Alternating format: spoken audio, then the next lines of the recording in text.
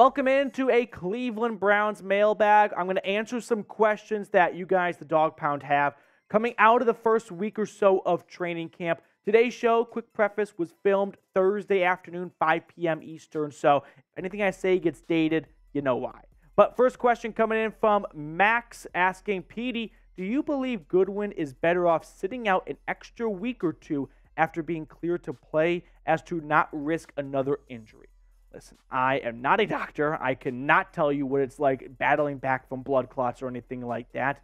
But I don't think an extra week is going to do a whole lot. I feel like something this severe or this serious, rather, it's either one of those things where, unfortunately, you have to hang it up to not risk further damage, or if you can control it with medication and other things like that, well, an extra week isn't going to do a whole lot. So I know as fans, we get guilty of, like, especially in the regular season where it's like, dude, we're at a good spot right now. Just sit them for an extra week. Like, we act like they're Mario Kart players and they run over a health boost and they get back to 100% with an extra week. No, a lot of times it takes a long time. I mean, look at a lot of players that come into training camp league-wide on the PUP list, but they've had months off. How are they not 100%? Because the human body doesn't know, oh, it's training camp, we should be 100% by now. Just like the same way it doesn't know, oh, an extra week off, we're ready to go now. But, Max, I do appreciate the question. Thank you so much. Levi Mayfield, AFC champions, Cleveland Browns. Are the Browns going to win the AFC? I think they've got a better shot than most people are giving them credit for. And if anything, history is kind of on the Browns side. I mean, just kind of go down memory lane with me for a second. The Cincinnati Bengals. No one saw them going to the Super Bowl, right? The 49ers with Jimmy Garoppolo. No one saw them going to the Super Bowl. There have been a lot of teams that, like the Philadelphia Eagles, they made the playoffs the season prior 9-8, and they got embarrassed in Tampa Bay. But be honest, how many people actually picked the Eagles to go to the Super Bowl? They had a very talented roster. So did the Browns. Now, it's a little bit different because it feels like the football gods will always be against the Cleveland Browns. But if the football gods take a season off, there's no reason why a Deshaun Watson, Myles Garrett, Nick Chubb, Amari Cooper-led team can't go the distance. Levi, shout out to you. Thank you for the super chat. BB Browns fan, could Watson have a dramatic turnaround like Michael Vick did? Good question, Jack. I think if we can get some Michael Vick stats up, that would be very. There it is. All right, shout out to Jack. So Michael Vick, as we all know, has a bit of a checkered past, and we don't need to get into all that. But he was out of the league, I want to say, for 2, 3, 4 seasons. I mean, he missed a lot of time, and that first year back with the Philadelphia Eagles, when he took over midseason, I still remember that like Monday Night Football game against the Washington, dare I say, Redskins, and he torched them, right?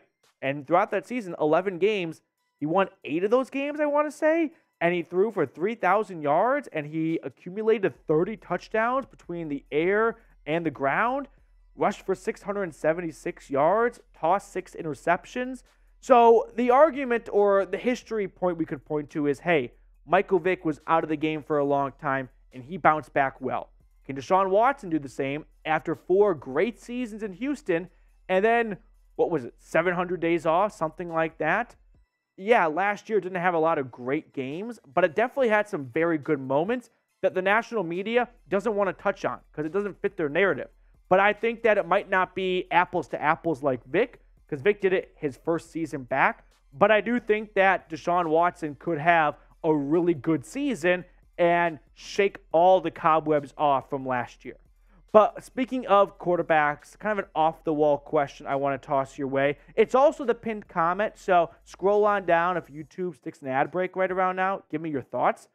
What's a Browns quarterback you wanted to work out the most? Meaning someone that you just had somewhat of a personal attachment to, and you really wanted him to succeed, and it just didn't happen for whatever reason. You know, Baker would have been great because first overall pick, you nail it. It's awesome. Ultimately, I believe the Browns made the right decision. Look where Deshaun Watson's going and look where Baker Mayfield's going. I think if we could redo it again, I wouldn't do anything different. So let me know which quarterback that you wish worked out a little bit better than it ultimately did. Lil Beam, next one up on the show. How should the Browns play the QBs in the Hall of Fame game? Deshaun Watson does not get dressed for the Hall of Fame. Well, he could get dressed, but there's no pads. I think you have Josh Dobbs. I don't even think Josh Dobbs plays. Yeah, I wouldn't play Josh Dobbs. I'd play Kellen Mond for the first half and DTR for the second half. I wouldn't even risk Josh Dobbs. He's a $2 million quarterback. You guaranteed $2 million for him to be your backup quarterback. I wouldn't even play Dobbs. I would just play Kellen Mond and DTR so they can get some real actual football reps because they need it. Because Kellen Mond needs it. I don't think he's making this roster, so he needs to put out good tape so that other teams looking for a different backup quarterback can draw back to that Hall of Fame game. Jack Caddy, what's going on, dude? What will the Bengals record if Joe Burrow is out for the season?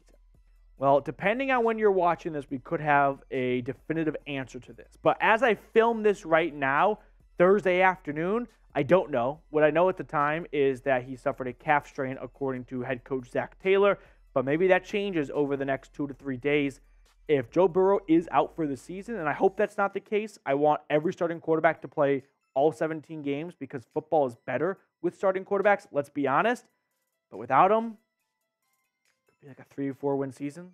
I mean, they got some talent. They got, 2 great wide receivers. They got a good defense. But without a quarterback, you can only go so far. So I think the Bengals could be like a 4-win team. But let's hope that's not the case. I want to see Burrow and the Bengals suit up week 1 against the Browns, and specifically, of course, Joe Burrow play. Joshua Miller, next one up on the show, 11-6, but a first-round playoff exit. Would that be considered a successful season? Getting into some deep hypotheticals here. I would say yes. You won 11 games. You went to the postseason. Yes, you came up short. I'm not sure in this hypothetical if you're on the road as a wild card team or you won the AFC North and you lost at home. But if I tell you right now the Browns are winning 11 games, yeah, I'm going to chalk that up as a success. This is not a Super Bowl or bust window. It's like that for the Jets, though, right? There's differences. Aaron Rodgers is pushing 40. Deshaun Watson is not down to the last year or 2 of his NFL career. So the goal is to have Watson for the next decade. It doesn't all ride on this year. You definitely put your chips into the middle of the table with guys like Zadarius Smith and Amari Cooper, some veterans you acquired. But as for it being unsuccessful if you don't get past the first round, it'll be a bummer. But I don't think it's a bust of a year if you don't get past round 1. It'll be a stinger, no doubt about it, if you win 11 games and you don't go further than 1 round of the playoffs. But I would say, yes, that would be a successful season. Now, if you have not subscribed, I ask you to go ahead and do so because we're going to give you guys Browns news and rumors content all year long. So if you are looking for a one-stop shop for your Cleveland Browns, there's a lot of places to get great Browns content. You don't have to remove them. Just add us to your mix. So hit that sub button down below. Mac Predalis, next one up on the show. Possible Martin Emerson Pro Bowl season. I think so. Martin Emerson, we can throw up some of his stats from last year. He had some really good numbers as a rookie, and he was kind of tossed into the fire, and it was a sink or swim moment. And I think he swam. I think he swam. I was about to say sank, but that was bad. He swam. He swam very well. 1 tackle for loss, 15 pass breakups, no interceptions. He had that pick 6 against the Jags in the preseason. But Martin Emerson, I don't know if I'll go all the way to say he'll be a Pro Bowl cornerback this year, but I do think he's going to be someone that might be a Pro Bowl snub. Can I give you that, Mac? Pro Bowl snub. Mark me down as a Pro Bowl snub, but at the end of the day, Pro Bowl's a joke. Come on. I mean, like Tyler Huntley was in the Pro Bowl last year, and oddly enough, he was one of the better players at the Pro Bowl last year. But yeah, whether or not he's there, I mean, Myles Garrett says he's never going back to the Pro Bowl after that toe injury, so I'm not going to lose a whole lot of sleep over Pro Bowl. It's a good piece of recognition that your peers respect what you do, and the media, has noticed it. But the Pro Bowl is just not what it once was. We got a $20 super chat in our live show right now from XX Epic Jet. With Justin Herbert getting $218 million guaranteed and Joe Burrow still yet to be paid, does Deshaun Watson's guaranteed contract look better? I also can't wait to be at the Hall of Fame parade and game. Also, keep up the good work, Petey. Epic Jet, thank you for the kind words. To answer your question, though, with Justin Herbert getting $218 million guaranteed, does Watson's contract look better? He's the 7th highest paid quarterback on average now. 6th, I think he's 7th. So, yeah, this is how the market works, right? It's constantly one-upping each other. And The fact that you're paying Deshaun Watson $46 million a season and Daniel Jones is getting $40 million a season, I think the Browns feel pretty good about it. The real kicker is, if it does not work out with Watson, there is no moving on. When it's all guaranteed, you got to pay the piper. That dead cap hit will be a big number if you do move on from him before those 5 years are up. But I wasn't too concerned about the contract at the time because I believe Watson can be a very good quarterback in the NFL. So to me, you're going to pay him $230 million anyway, because whether or not it was all guaranteed, I didn't see them moving on from him in the first place. So for that reason, I guess it does look a little bit better. But Joe Burrow and the Bengals, it'll be interesting to see what kind of deal they work out. Levi Mayfield, Cade York bounce back. This is Bubba Ventrone's biggest project this offseason and now this training camp. He has to make Cade York an NFL kicker. Cade York, unfortunately, peaked last year in week 1. Probably not when you want anyone to peak, but he missed some very timely kicks and whatnot. The Chargers game comes to mind. He had some bad misses against the Bills, too, if I recall. He was bad at home. So he's got to figure out how to kick by the lake. It's a challenge, but he's got a huge leg. Coming out of LSU, that's what Andrew Berry identified in round 4 of the draft. So is he going to bounce back? Kickers are a very different species. No one can say definitively one way or the other. I'm optimistic because I think Bubba Ventrone's an awesome special teams coordinator, but I'd be lying to you if I said one way or the other, yes or no. Who knows? We'll have to wait and see. $5 super chat coming in from Max. There is always the possibility the Browns do not perform to our expectations this season, but I will still be all in. Its first season with new players. Yeah, I was thinking the other day about how we're kind of acting like this is sort of the last year the NFL's in existence. Like there's going to be a 2024 season. Regardless of how 2023 goes, there will be a 2024, a 2025, and you still have some core pieces that are going to be a part of those seasons, right? Deshaun Watson and Myles Garrett, quarterback and edge rusher, the two most coveted positions in the NFL. Just go look and see who gets drafted the earliest and who gets paid the most. It's those two spots. As long as you have those two spots nailed down, you can rearrange the other spots and tread water or be competitive.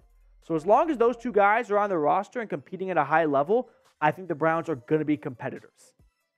Before we get on out of here, let's pick a card to wrap up the show. Producer Jack, which card do you want to go with? I'll let you go first this time. Oh, curveball my way. I will go with the 10 of diamonds. Give me the 9 of hearts. Okay. I was thinking this card. Queen of spades. Queen of spades. Okay. That's going to do it for us on this edition of the Cleveland Browns Report. Thank you so much for tuning in. Enjoy the rest of your day, and we'll catch up with you guys later.